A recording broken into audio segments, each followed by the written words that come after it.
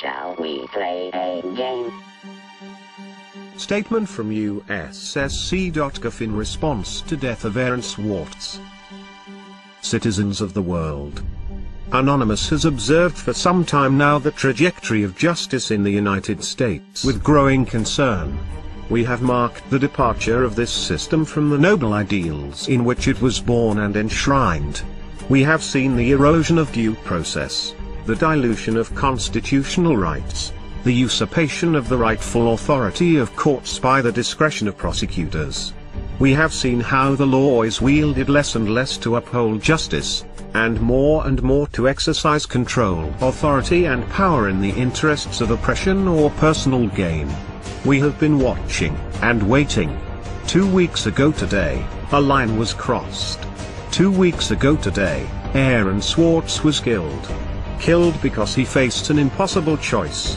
Killed because he was forced into playing a game he could not win, a twisted and distorted perversion of justice, a game where the only winning move was not to play. Anonymous immediately convened an emergency council to discuss our response to this tragedy. After much heavy-hearted discussion, the decision was upheld to engage the United States Department of Justice and its associated executive branches in a game of a similar nature, a game in which the only winning move is not to play. It hasn't learned. Is Aaron going to make it play itself?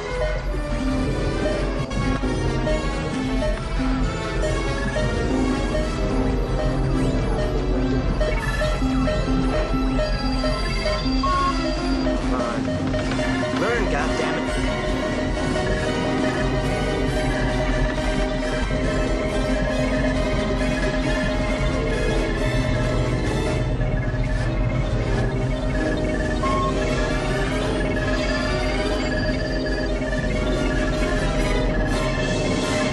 Greetings, Professor Falcon. Strange game. The only winning move is not to play.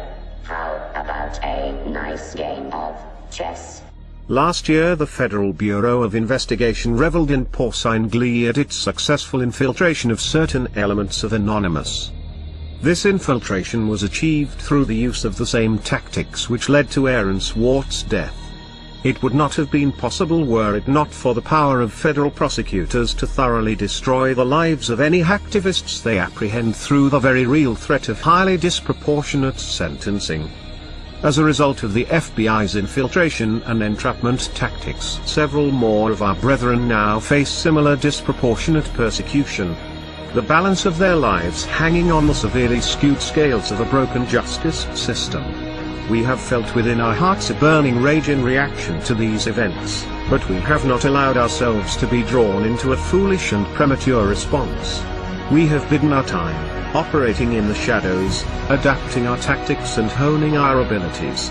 We have allowed the FBI and its masters in government, both the puppet and the shadow governments that controls it, to believe they had struck a crippling blow to our infrastructure, that they had demoralized us, paralyzed us with paranoia and fear. We have held our tongue and waited. With Aaron's death we can wait no longer. The time has come to show the United States Department of Justice and its affiliates the true meaning of infiltration. The time has come to give this system a taste of its own medicine. The time has come for them to feel the helplessness and fear that comes with being forced into a game where the odds are stacked against them. This website was chosen due to the symbolic nature of its purpose.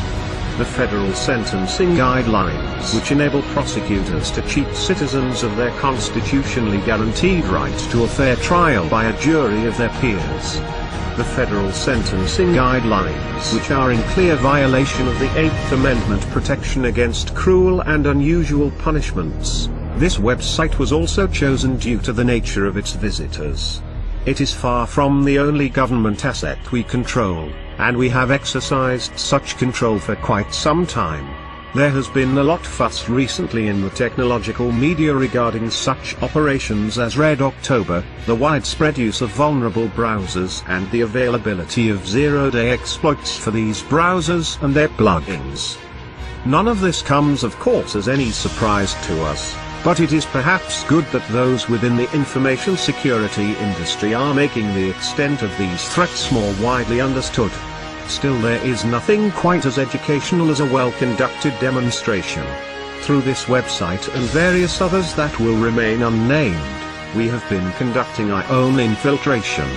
We did not restrict ourselves like the FBI to one high-profile compromise. We are far more ambitious, and far more capable.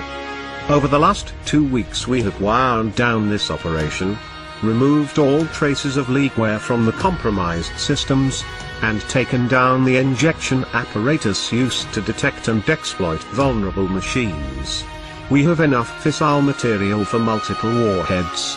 Today we are launching the first of these. Operation Last Resort has begun.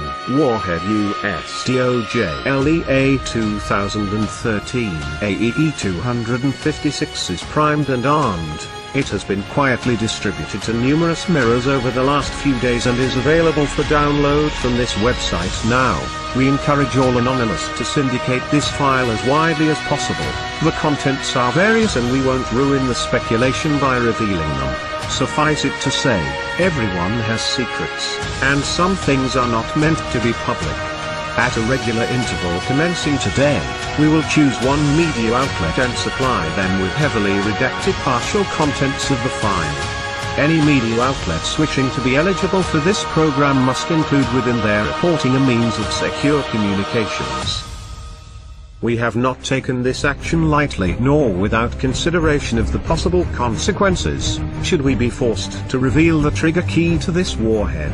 We understand that there will be collateral damage. We appreciate that many who work within the justice system believe in the principles that have been lost, corrupted, or abandoned, that they do not bear the full responsibility for the damages caused by their occupation. It is our hope that this warhead need never be detonated. However, in order for there to be a peaceful resolution to this crisis, certain things need to happen. There must be reform of outdated and poorly envisioned legislation written to be so broadly applied as to make a felony crime out of violation of terms of service, creating in effect vast swathes of crimes and allowing for selective punishment. There must be reform of mandatory minimum sentencing. There must be a return to proportionality of punishment with respect to actual harm caused, and consideration of motive and mens rea. The inalienable right to a presumption of innocence and the recourse to trial and possibility of exoneration must be returned to its sacred status and not gambled away by pre-trial bargaining in the face of overwhelming sentences, unaffordable justice and disfavorable odds. Laws must be upheld unselectively and not used as a weapon of government to make examples of those it deems threatening to its power. For good reason the statue of Lady Justice is blindfolded. No more should her innocence be besmirched, her scales tipped, nor her sword hand-guided.